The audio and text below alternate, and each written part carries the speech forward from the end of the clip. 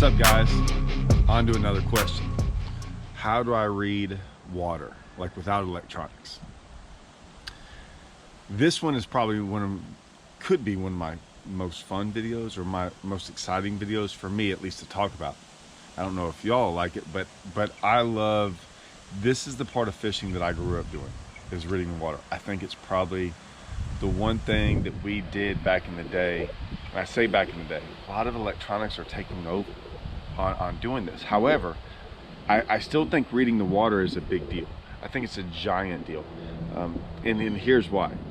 Even with electronics, we still have to read a map. When we read a map, what's going on is we're looking at a map, and then we get there, and sometimes we use our electronics once we see the map. So it's good to have both of those. You need both of those to find fish. If you already know how to read water, then it's just one more thing you're adding to the equation. So in fishing, it's always about getting all the information you possibly can, right? I'm not talking about info from people and stuff like that. That's not what I'm saying. I'm saying the knowledge that you own and that you have with you and that you can apply to fishing and finding stuff, whether it be baits, finding fish, finding areas, all that. Knowing more of that is great. And I still believe that reading water is probably, if not the number one thing. I think it's really what we talk about when we talk about like an intuition or a gut feeling and things like that. I think that's more of a thing to reading water, to understanding like what you're seeing. So here's the best thing I can say is, this might not help you, but I will say on my private channel, I talk more about that in my videos, I would say, than anything else. Or maybe if I don't talk about it, it's what I'm implying when I'm showing everything. It's why I show so much of it. It's a very hard thing to show, and here's why. When we're on the water for 8 hours a day, I'm reading water the entire 8 hours.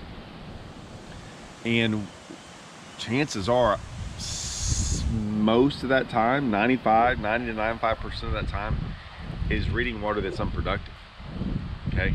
So I've always said this, you have to understand all the unproductive water to understand the productive water, right? You can't just find the productive water. If someone says, hey, just go here and you're gonna catch them, the reason we can go to those places is because we've seen all the stuff that's not working.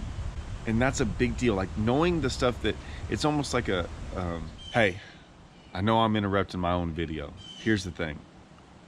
If nothing else, go watch the last minute of this video. And I bring this up because I have done some series, right? Like Alabama waters and deep waters and some things that is literally addresses this question. And what I mean by that is there's a whole bunch in that series, but in reality, that series is about reading water, okay? It's about how I read water. I mean, I didn't even realize when I've done it, like looking back, but that's really what that whole thing is about. So at the end of the video, I'll have the links to go to those. I don't want to do them yet, but like, pay attention to this video. You'll learn a lot. And then if nothing else, if you get bored or whatever, just go to the end and figure out where those links are. I promise you won't regret it. All right, back to the video. It's almost like a gut feeling, like that thing inside of you that looks at water a certain way. I like to say that we've always had that in us, that it's really gut and instinctive. I really don't think it is. I think guys that are really good at that are guys that are open to trying new things and always doing new things rather than doing the same old thing. I mean, I talk about that on so many of my videos, that I think guys just get keyed in on certain things. I've done it too. I've been guilty of this forever.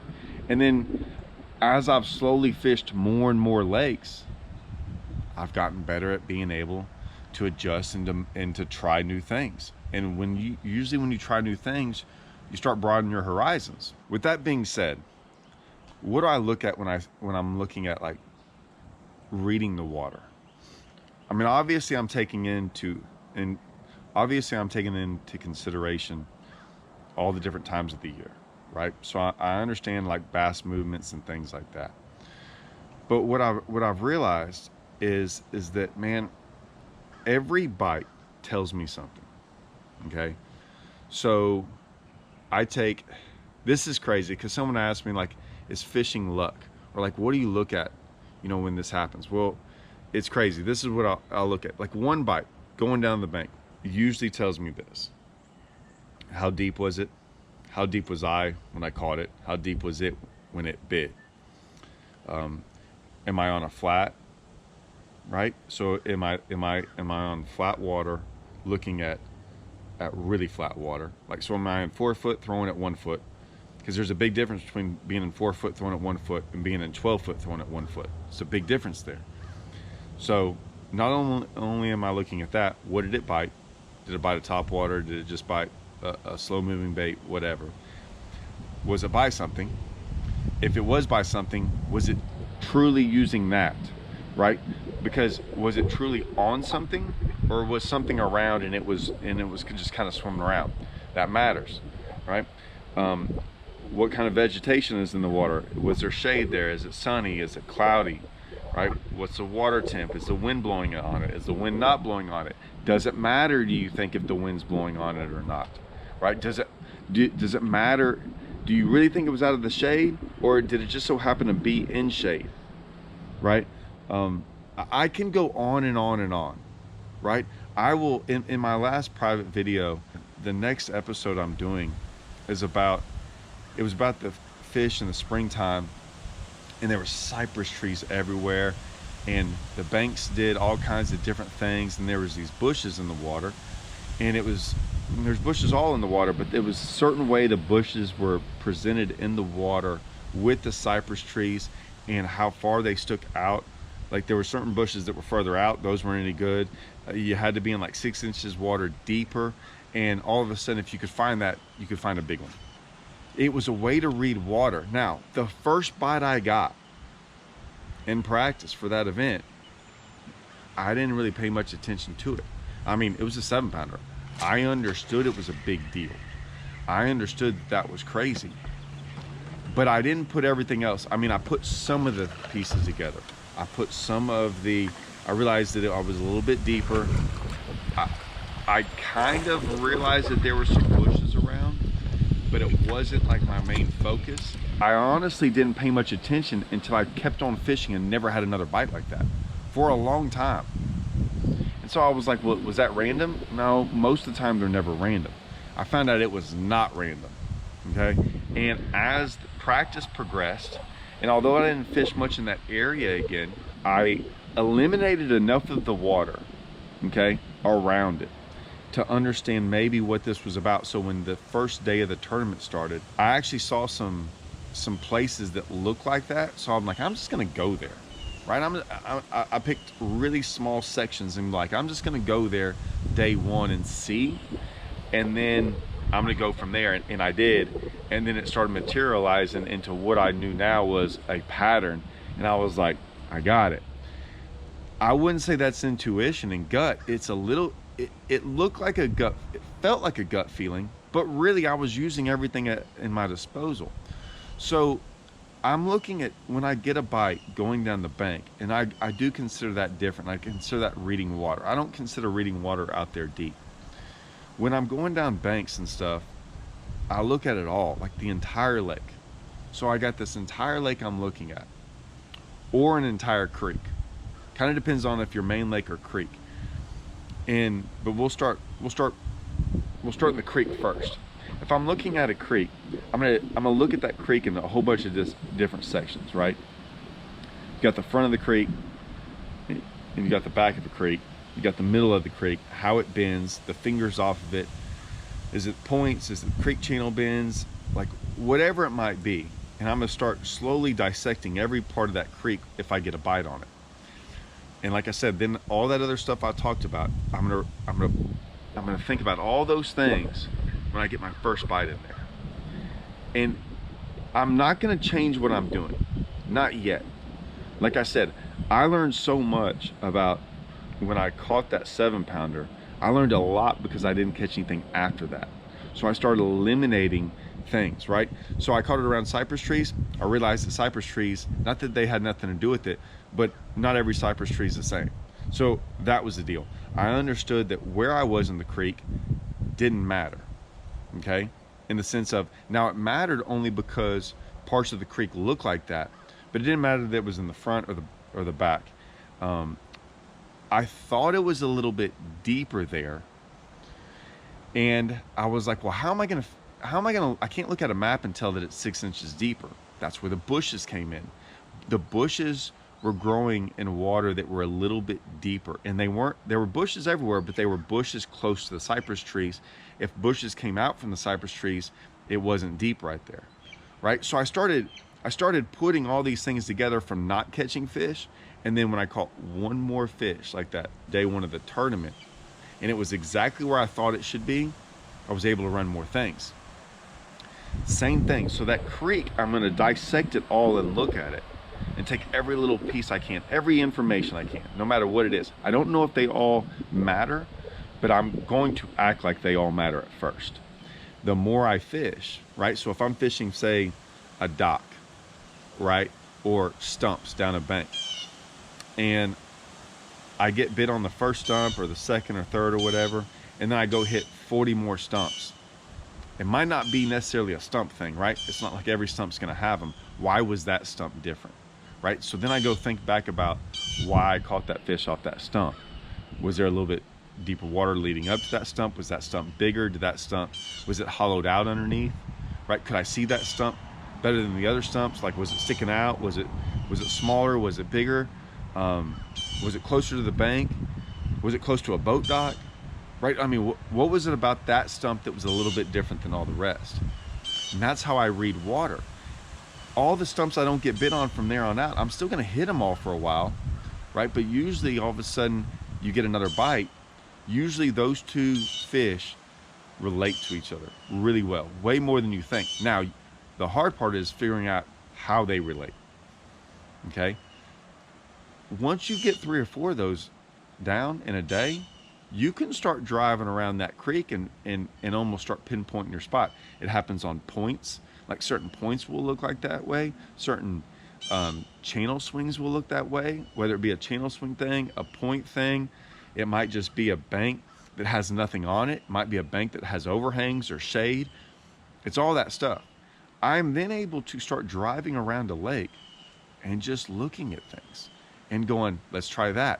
And it's amazing that if you do that, what happens is you start driving around, and instead of fishing everything, you just start fishing those little things that look just like the other, and it'll be amazed how many bites you get.